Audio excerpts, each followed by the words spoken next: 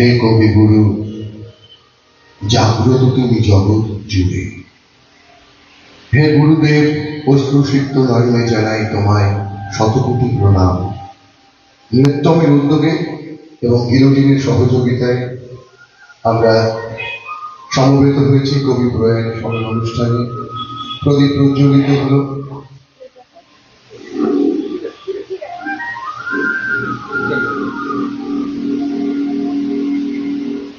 এবারে পুষ্পার্ঘ্য নিবেদনের মধ্য দিয়ে আমরা শ্রদ্ধার্ঘ্য নিবেদন করব কবিগুরুর চরণে।